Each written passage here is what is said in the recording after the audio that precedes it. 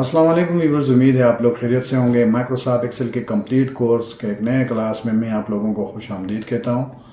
दोस्तों, पिछले क्लास में हम लोगों ने माइक्रोसॉफ्ट एक्सेल के एक फंक्शन यानी सम फंक्शंस को सीखा था। हमने देखा था अगर हमारे पास बहुत सारे टोटल नंबर्स का टोटल निकालना हो तो एक्सेल ये काम चंद सेकंड में कर सकता है। आज हम एक और ऐसा फंक्शन सीखने जा रहे हैं जो तकरीबन हर ऑफिस, हर स्कूल, हर बिजनेस, हर ऑर्गेनाइजेशन में इस्तेमाल होता है। इस फंक्शन का नाम है एवरेज फंक्शन। लेकिन हमेशा की तरह मैं डिफिनीशन से आगाज़ नहीं लूँगा, पहले हम एक मिसाल समझते हैं।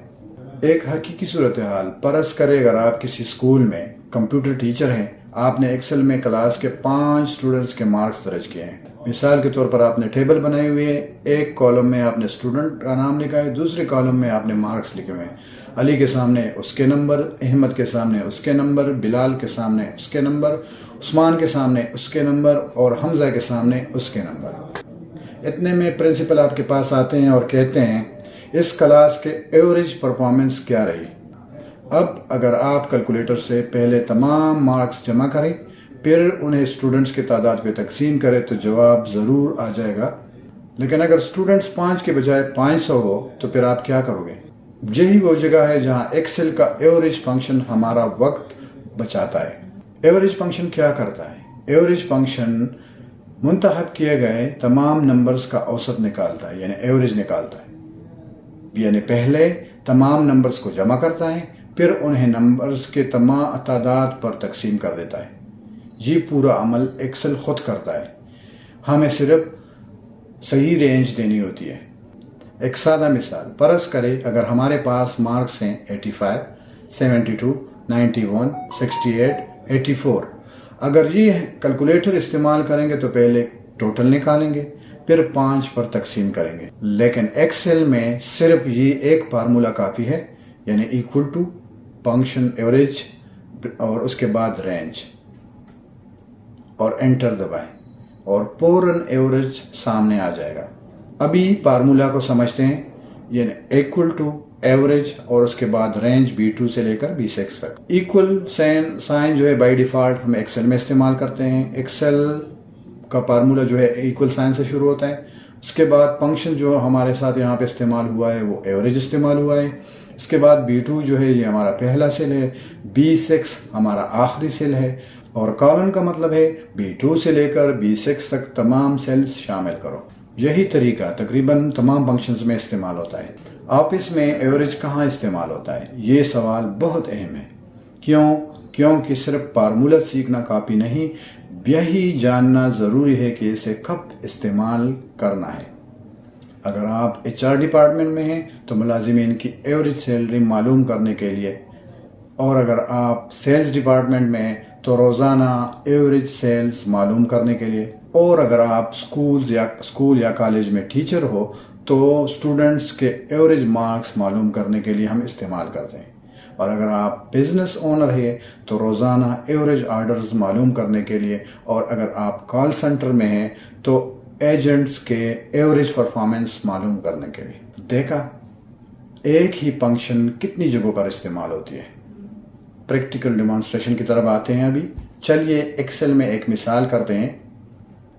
हमारे पास 5 दिन के सेल्स मौजूद है। मिसाल हमारे पास 5 दिन का सेल्स मौजूद है, जिसमें पहला दिन का सेल यानी मंडे का सेल है 12,500। ट्यूसडे पे हमारे पास सेल है 15,200। वेडनेसडे पे हमारे पास सेल है 18,000 और थर्सडे पे हमारे पास सेल है 16,400 और फ्राइडे पे हमारे साथ सेल्स है 14,900। अब मैनेजर कहते हैं हमें, मुझे बताइए कि रोज़ाना एवरेज सेल कितनी है, यानी 1, 2, 3, 4, 5 इन 5 दिनों की एवरेज सेल, औसत सेल कितनी है? मैनेजर हमसे पूछ रहा है। हम क्या करेंगे? हम रिजल्ट वाले सेल में लिखेंगे, फार्मूला लिखेंगे इक्वल साइन, उसके बाद एवरेज जो हमारा फंक्शन है, और उसके बाद हम रेंज दे देंगे यानी B2 से लेकर B6 तक, और फिर एंटर कर देंगे तो क्या हो जाएगा? एक्सेल चंद सेकंड में एवरेज निकाल देगा। और ये देखो अभी हमारे पास ये वाला एवरेज हमारे पास आया हुआ है। अच्छा, नेक्स्ट हमारे पास सम और एवरेज में फ़र्क। ये सवाल अक्सर पूछा जाता है, सम क्या करता है? تمام نمبرز کو جمع کرتا ہے یہ، اور ایوریج کیا کرتا ہے؟ تمام نمبرز کی اوسط نکالتا ہے۔ یعنی اگر آپ کو ٹوٹل چاہیے تو سم، اور اگر آپ کو ایوریج چاہیے تو ایوریج۔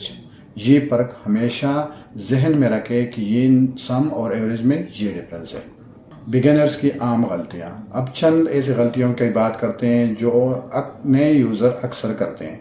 پہلی غلطی غلط رینج منتخب کرنا، دوسری غلطی رینج میں ہیڈنگ کو شامل کرنا، تیسری غلطی خالی سیلز اور ٹیکسٹ کی وجہ سے رزلٹ کو سمجھے بغیر قبول کر لینا۔ ہمیشہ ڈیٹا کو ایک نظر ضرور چیک کریں۔